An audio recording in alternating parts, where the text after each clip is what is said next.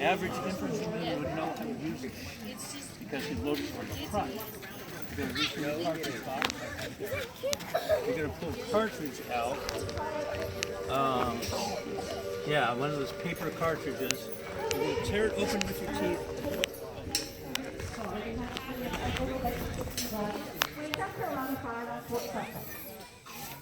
But if you know anything about it, the politics goes way back years and years and years, and I'm not going to get into that argument with you. But so that's what we're going to say. How's it going? Good, good. Love your little shop here. Are they starting the event again? Oh. Battle of the Civil War was actually fought in May of 1865 in Texas. Did I say that? Texas? And you said, but Mrs. Doody, I thought the war was over in April. It was. But they didn't have the railroads or the telegraphs yet, and so they didn't get news of the war being over in Texas until almost a month later. It was a Confederate victory, just in case you wanted to know. There's a little place called Palmetto Ranch, Texas, a little southeast, kind of down Houston area. So I need you guys to get settled and kind of off the road a little bit. I don't want to get in trouble, you know. Good job. Thank you. So the war between the states, whenever, at the beginning, they called up, Mr. Lincoln called up about 75,000 volunteers because they thought it's going to be a quick battle, one little battle, it'll be over, and we'll be done. Of course, we know it ended up lasting about 4 years, from April to April. And we lost somewhere between, and they can't give us accurate numbers, between 600,000 and 1 million men. We're not sure. Records have been lost. And then there's the case that we can't tell how many people died from diseases or injuries or drug addictions after the war was over.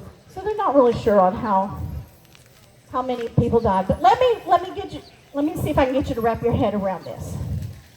So let's take the War of the American Revolution, the War of 1812, World War I, World War II, Korea, Vietnam, and the war that we're in today, and we're just now getting to the amount of men that was lost in the war between the states. That's phenomenal, isn't it? Does that just like run chills through you? It does me.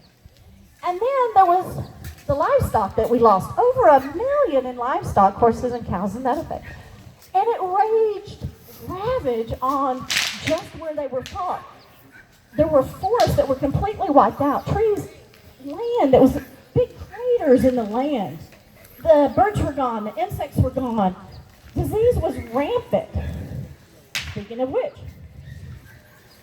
the war between the states had many firsts. One of the first things that the war between the states created was an income tax. Yay?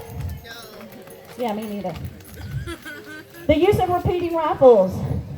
Battles of ironclad ships. Trench warfare.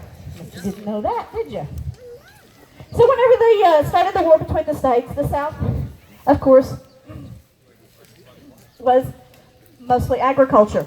We didn't have the industry that the North had. The North was really lucky with all of their factories and everything, but the South didn't have that. The South had cotton, right? We have a bunch of cotton, but we needed weapons and ammunition.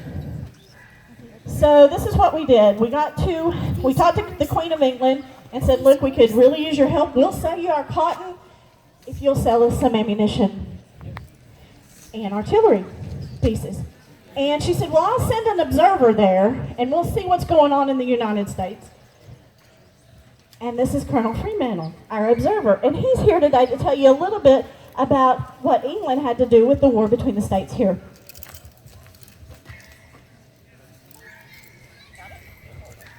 Thank you, Miss Doody.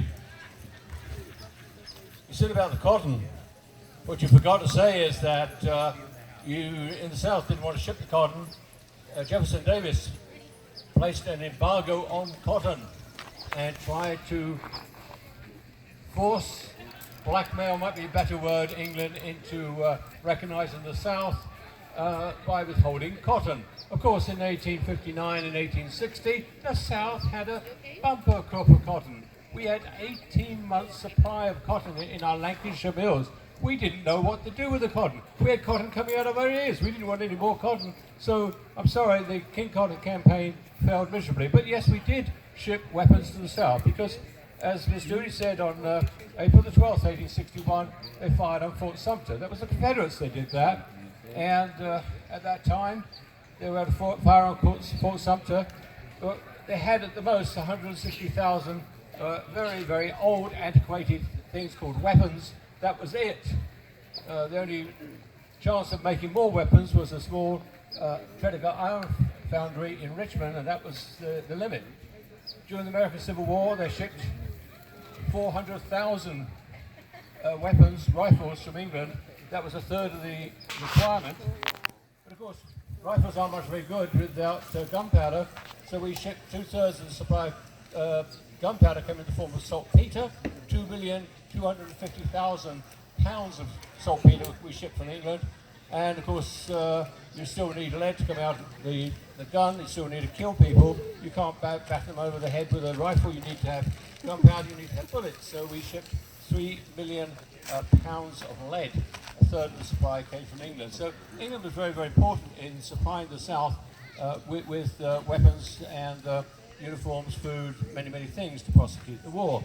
Well, one other thing, Miss Doody and you might mention this. I was at the Battle of Gettysburg in 1863, a 3-day battle. You knew, you didn't tell these wonderful people. And I was there, and I even wrote my book called 3 Months of the Southern States. It's a marvelous book, good reading. I should have promoted it here, but it's worth buying. It's good to read.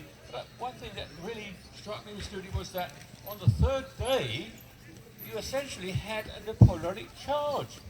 It was asinine, it was terrible. They just marched across a Napoleonic charge in front of what? Rifled ordnance. It was what we call a turkey shoot. So of course, one of the big things about being an officer in the Coldstream Guards is I'm going to go back and tell our army, don't do the same thing. Don't use Napoleonic tactics in front of rifled ordnance. Things are changing. Weapons are changing. We need to adapt our army.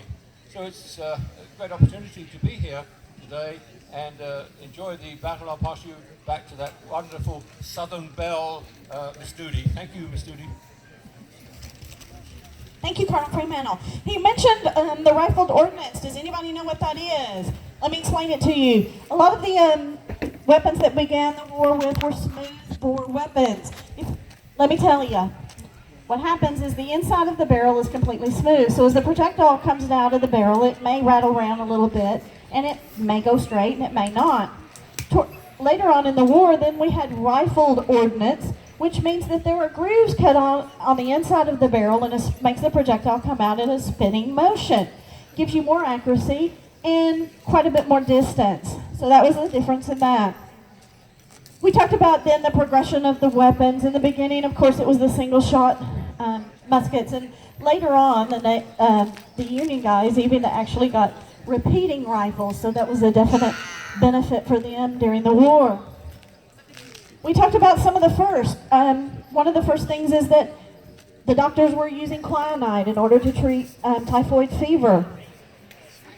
The terrible thing about this is although that we had advanced quite a bit with weaponry, we had to advance in medical.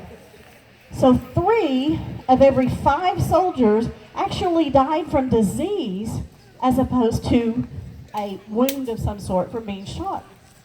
It was rampant. After the battle, our doctor in the field hospital right back here will be showing how he treated someone who actually has been shot. So you might want to visit him afterwards. So we're going to go ahead and I think get started. It looks like they're getting ready. They're pretty much ready. So I'm going to be up and down. If you have any questions, I'll be happy to answer them for you. If I don't know the answer, I will find an answer for you. Again, my name is Mrs. Doody. I'm out here for you guys. If you have any questions, just stay off the road. I will be to you as soon as I can get there. Enjoy it. Thank you very much.